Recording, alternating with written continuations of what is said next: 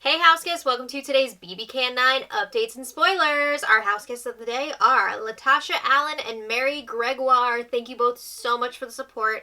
We could not do this without you and we appreciate it so much. So thank you again. And if you guys want to be house guests of the day, check out our Patreon link in the info box below. Before we get started, I just want to thank all of you guys for all of your lovely words of encouragement on Twitter today. Yes, I wear a towel on my hair sometimes. It is not a disrespect thing. It is I'm really busy and I want to get this video out to you guys and I didn't have time to dry my hair. So that's where we're at and it doesn't bother me. So I hope it doesn't bother you guys either. But that's just where we're at. You know, it's crazy days out there. But seriously, thank you guys so much for the support. I haven't been able to get back to everybody yet because I've been doing this, but I will get back to you all, so thank you again. All right.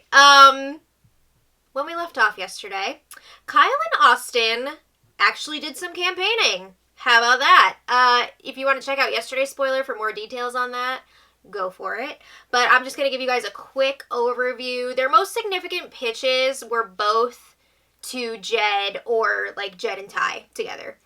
So Austin made her pitch to Jed. She's like, I'm with you guys. He kind of grilled her about her involvement in an alliance with Kyle, Ro, and Brayden, and she denied it.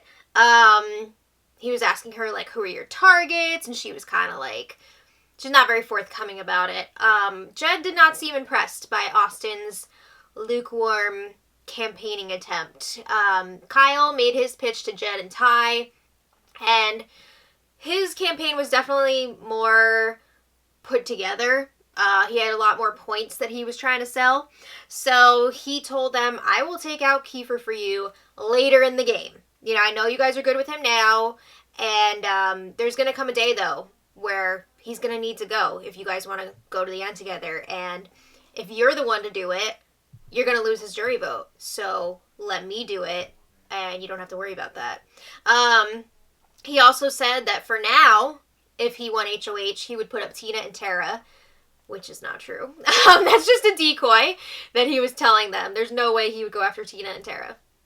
He would go after Jed and Ty. But he, when asked, admitted that him, Austin, Ro, and Brayden, yeah, like, they do talking. He didn't say, like, straight up, yes, we're in an alliance, and it's called the Nerd Herd. But he did admit that they talk game. So that just kind of made Austin look like a liar. But Jed seemed kind of into this campaign. He seemed like maybe he could be down for a flip. Maybe. But then Jed, Ty, Kiefer, Vic, and Beth were all talking after. There was a lot of debate about who should go. Vic was pushing hard for Austin to go, but Kiefer was just, again, squashing any potential vote flip. Kiefer wants Kyle out. He feels like Kyle's a bigger threat. He's just lying about his targets, which is true. And he's saying, I would rather have Austin and Brayden coming for me than Kyle. He says Kyle is the glue holding the other side together. And Kyle has a lot more allies than Austin does. So he feels like Kyle is the better person to take out to try and weaken the other side. All right, so then yesterday the house guests took a little bit of a break from the game for a while to have a comedy roast. This is fun. You know it's the sign of a good season when even like the non-game like activities that they put together are a lot of fun. And because this is a comedy roast, I just have to say I would love to see Jolene Lunzer do a comedy roast of all the house guests because she's just so funny. But yeah, the library is open. Reading is fundamental. Everybody was sitting in the living room. They're getting ready for this comedy roast. They're using a makeup brush as a microphone. And Tara was emceeing the event. Oh boy. So the roasters were Victoria, Kiefer, Jed, Austin and Brayden together, and then Ro. So I just want to take you guys through a few of the highlights, because this was actually, like, a ton of fun. It was so much fun to watch. I wish there was more. But Victoria really started things off with a bang. She was like, well, I'm going to go first, unless Jed and Ty want to, since they're HOH this week. She also had a great Jed, Beth, Ty triangle joke. I mean, she had some pretty good material. A lot of people were making the throuple jokes, or just Jed and Beth, like, showmance jokes. There was a lot of that going on, but I mean, they have a lot of material to work with there, so makes sense. But Kiefer was up next, and when he started, he was like, thanks, Tara. I haven't seen you in like 11 episodes. But Tara has been on the episodes. They don't realize that, because she's a lot. But anyway, Kiefer was like, is it douchey in here, or is that just Ty and Jed? He said, Kyle, I've never seen anyone start smoking to make their breath smell better, but it's working. Right, Austin? Did they, like, kiss at that party or what? I don't know. But, I mean, everybody's suspecting that they would be getting into a showmance if they were both sticking around after this week. I gotta say, Kiefer was killing it. He was definitely one of the best out of the bunch. I mean, his jokes were leaving everybody cracking up. I mean, it was at the point where, like, they were running around the room because it was just, like, so funny. Jed was next. He called out Austin on her horrible POV performance. He called out Tara on all of her complaining. And then, of course, Austin and Brayden performed as a duo. And Brayden said, Bethany. You know it's going to be good when he calls Beth Bethany. He said, Bethany, the only thing louder than your voice is the sound of you making out with Jedson every night. And Austin said, Jedson, for a man who shaves his entire body, I've never met anyone less smooth. Ooh, that's gotta burn, because Jed has been trying to flirt with Austin all season, and she's just, like, not having it, and I think that's been, like, a point of contention. Yeah, so that was a big one.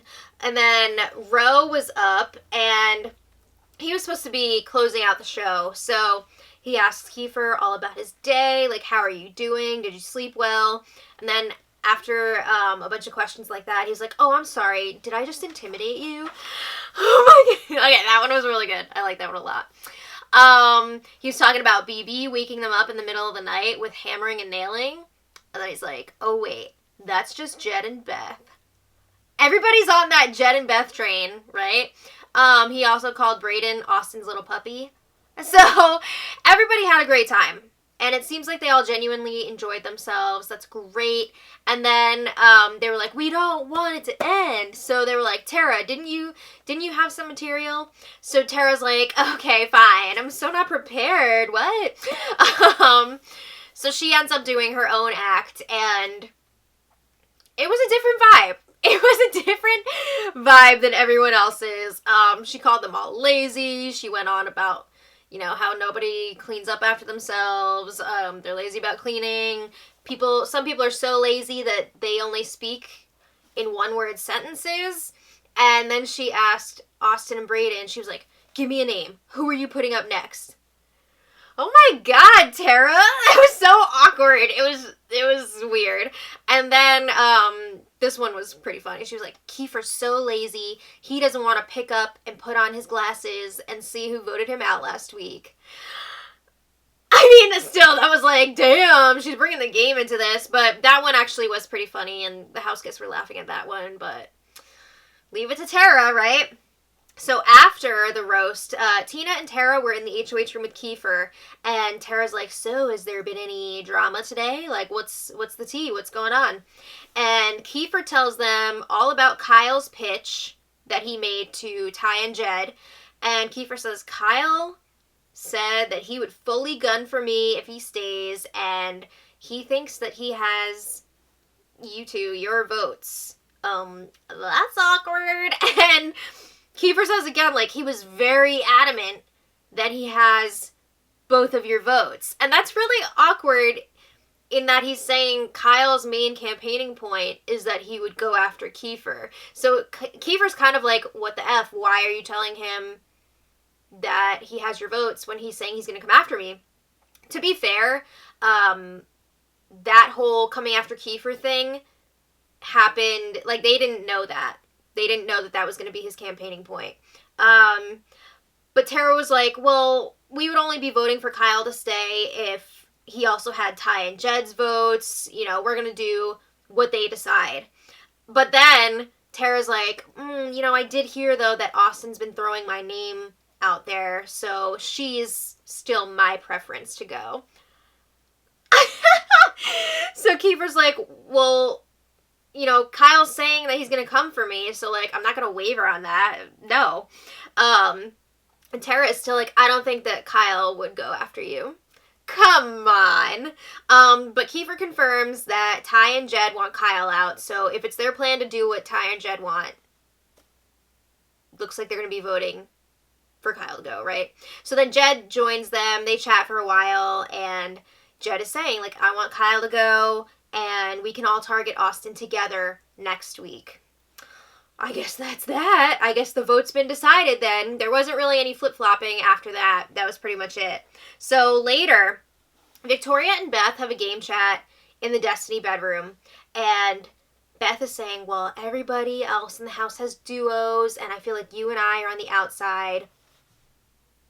Okay, correct. Beth does not have a duo, but Beth is in a freaking throuple. She is in a trio. Give me a break. But they talk about the two of them being a secret power duo. They're both saying they want to target Austin, Braden, and Ro moving forward. Does Victoria actually want that, though? Or is she just saying that because she's talking to Bethany?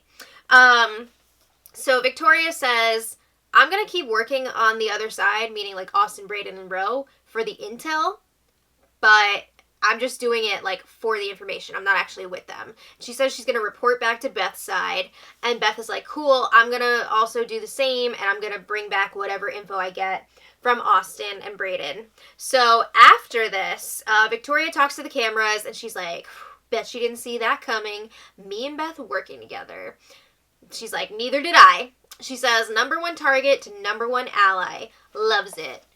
No loves it. So Victoria says she's sitting pretty right now. She's going to have a conversation with Ro later. She's going to make him think that she's his number one because Ro kept telling her, if Kyle goes, you're going to be my new number one. That's just how it is. So she also says Braden and Austin, F it. They don't talk to me anyway. So, I mean, I think Victoria is still definitely playing the middle. And it's going to depend on who wins HOH. That's who she's going to be loyal to.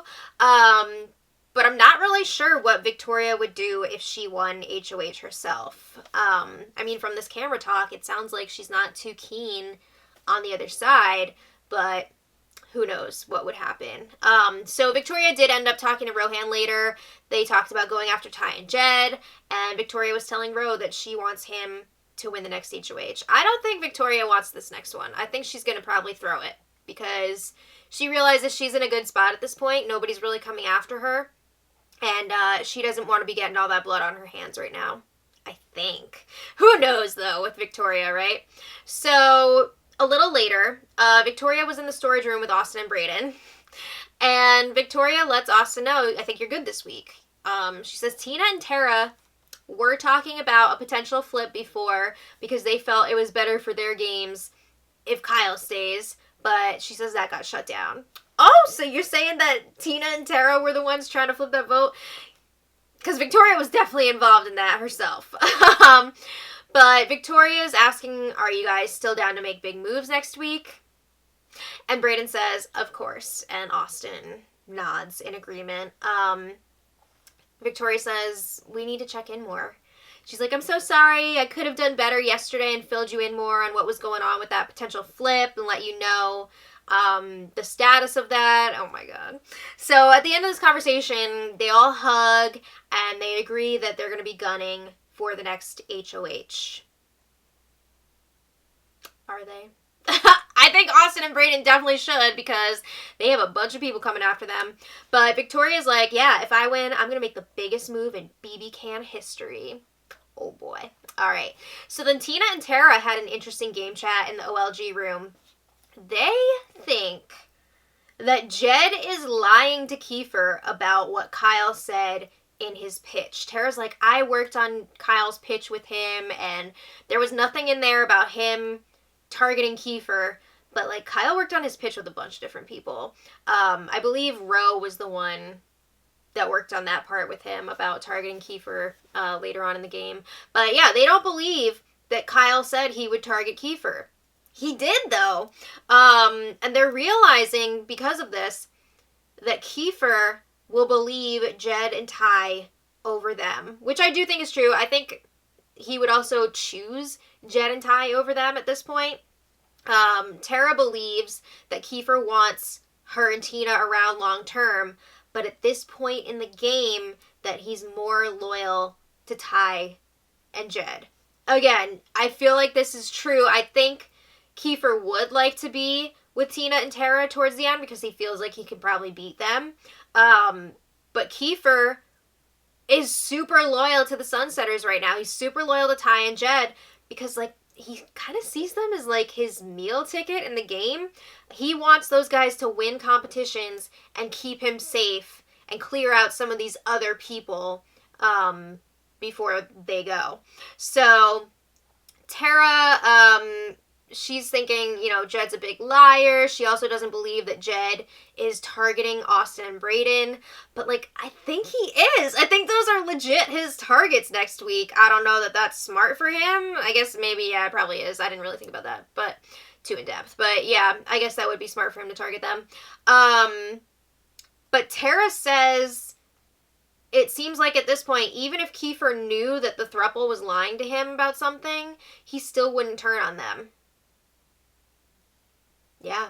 I mean, they voted him out last week. They showed that they would rather have LaToya stay over him, and he's still stuck with them. So, yeah. Tara says he's too scared. He's too scared to go against that group. So, again, the throuple is not lying to Kiefer. But yes, it does seem like he would be too scared to make a move against them. So then Tina and Tara agree if they get HOH, they're putting up Jed and Ty, not Austin and Brayden. They agree Ty and Jed are the bigger fish, and one of them has to go. So Tara says if one of those guys comes down with the power veto, Kiefer might need to be the replacement nominee. He would be a pawn. Because they can't risk having him off the block and trying to, like, flip votes to keep Ty or Jed. Damn! Another Victoria special. I just feel like a Tara HOH would be wild. I mean, it would be the craziest week. I can't even imagine. So, they agree they're going to pretend to be good with the Sunsetters. But they got to be careful what they say to Kiefer. They know that now because they realize that Kiefer is super loyal to that group. So, like, last night, Kyle knows he's going. People started, like, tipping him off about it. So he's starting to say his goodbyes. There were lots of nerd herd and oddball tears and hugs. Yeah. He knows he's going. It's sad. I feel bad for him because I think he is a super fan, isn't he? So that sucks. But that was pretty much it for last night. Nothing too... Actually, there was something last night. I saw an update about this, but I couldn't find where it happened. But apparently, there was some sort of group formed called the Pink Ladies with, I think it was Victoria, Beth, Tara, and Tina. Now, again, if anybody has, like, a timestamp of that or a video clip of that, I would love to see it because I couldn't find it. But I saw somebody was posting about that on Twitter, I think. That's wild. I feel like that's not legit. I don't see that being a real thing, but anyway, nothing too exciting this morning before the feeds went down. Kyle, again, saying his goodbyes. He should be going by a vote of 7-1 tonight, unless, like, something crazy happens, like there's some sort of twist or something.